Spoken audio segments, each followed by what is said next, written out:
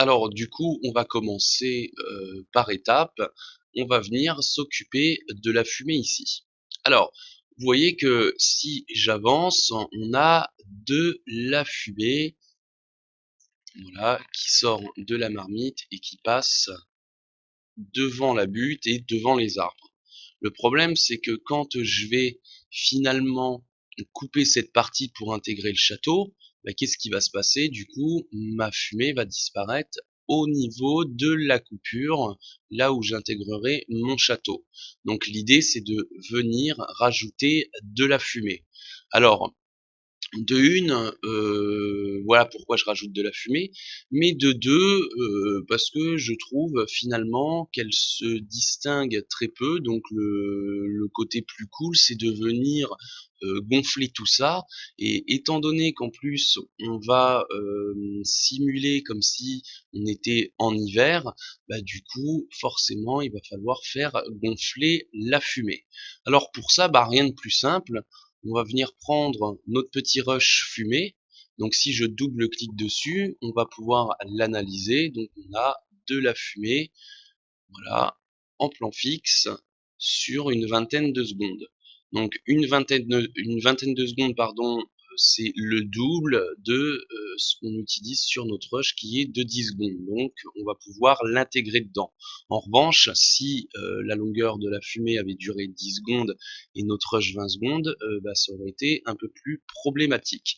Alors, donc, c'est tout simplement de la fumée qui a été filmée sur un fond uniforme et où on a eu un petit post-traitement pour venir uniquement garder la fumée et enlever le fond uniforme. Et si je viens activer ou désactiver la grille de transparence, voilà ce qui se passe. Alors du coup, je viens prendre ma fumée et je viens faire un glisser-déposer au-dessus du rush, parce que le problème c'est que si je le mets en dessous, ça va être caché. Donc du coup, je me mets au-dessus du rush, et puis vous voyez, je vais pouvoir déplacer ma fumée. Je vais pouvoir aussi retravailler donc dans les transformations ma position, mon échelle, ma rotation, l'opacité et éventuellement le point d'ancrage. Mais moi, ce qui m'intéresse, ça va être surtout la position, l'échelle et la rotation. Alors, je vais me remettre en réinitialisé, je vais me mettre en solo. Donc vous voyez que elle est beaucoup plus petite au niveau de la fenêtre, donc ma résolution, par rapport à ma fenêtre finale. Pourquoi? Parce que du coup, ici, si je regarde la résolution de ma fumée, je suis à 1280 par 720, donc en HD, alors que le Full HD est en 1920 par 1080. Et on voit que je suis à 23,976, donc 24 images secondes.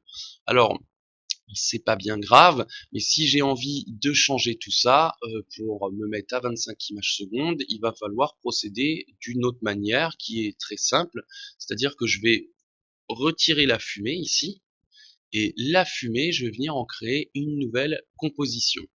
Donc du coup, j'ai mon rush et puis une autre composition avec ma fumée. Et si je regarde ici, j'ai composition donc de mon rush à 25 images secondes.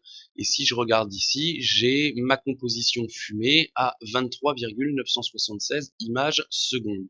Bah, tout simplement, si je veux mettre à 25 images secondes et après la réintégrer dans mon rush pour que ma fumée soit à 25 images secondes, je vais venir donc sur ma fumée, je vais faire clic droit, paramètres de composition, et je vais venir travailler ma cadence ici à 25 images secondes. Alors, je vais pas venir retoucher en Full HD, je vais juste garder la cadence à 25 images secondes et je clique OK. Donc maintenant, j'ai mon rush qui est toujours à 25 images secondes, ma fumée donc qui est à 25 images secondes dans sa composition, et au-dessus de mon rush, je vais venir glisser, déposer la fumée. Donc du coup, maintenant, je suis bien à 25 images secondes au niveau de la cadence. Donc je vais pouvoir maintenant, en 2D, dans les X et dans les Y, venir déplacer et ajuster la fumée à la marmite. Alors, je vais me mettre en solo. Plus je vais travailler mon échelle donc en addition, c'est-à-dire que là vous voyez je suis par exemple à 215%. Quand je vais me mettre ici en valeur 100%, vous voyez que j'ai tendance à dégrader. Donc plus je vais augmenter, plus je vais dégrader en fait la qualité de ma fumée. Donc il ne faut pas trop exagérer.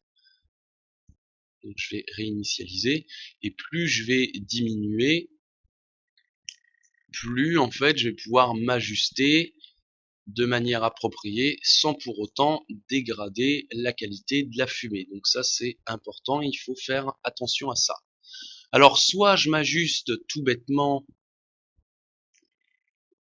comme ça et j'essaye d'être au plus juste.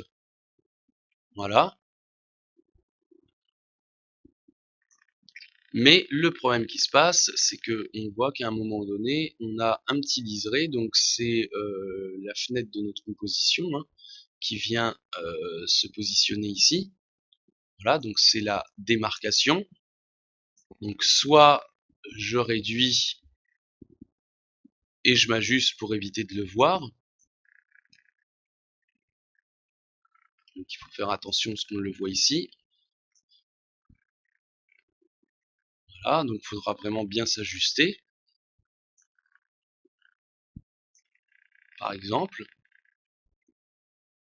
Ou soit on va faire de manière beaucoup plus appropriée avec l'outil plume. Donc ça c'est ce que je vous conseille. Donc je vais mettre réinitialiser, je vais mettre par exemple à 50%, je vais venir me placer au niveau de la marmite, donc je travaille aussi la rotation hein, pour bien m'ajuster, je vais me mettre à un endroit voilà où on voit que ça déborde, et je vais venir prendre l'outil plume et couper la partie qui m'intéresse. Donc je viens jusqu'au dessus finalement de ma fenêtre, hein, donc de composition, pour que ma fumée puisse aller jusqu'en haut.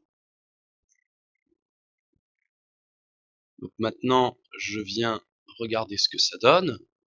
Donc on est plutôt pas mal, mais il va falloir travailler maintenant les valeurs du masque, donc je vais les dérouler et on va s'occuper de l'expansion de masque et le contour progressif du masque.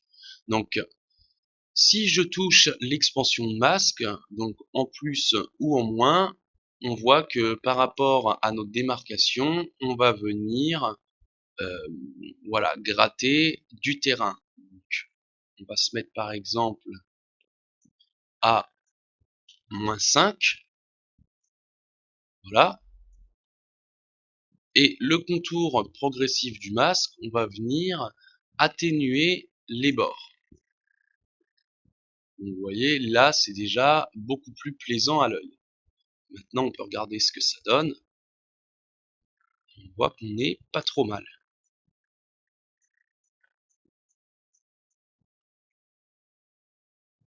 Alors, une fois qu'on s'est bien calé, donc là, je l'ai fait rapidement, hein, mais à vous de vraiment vous ajuster au mieux.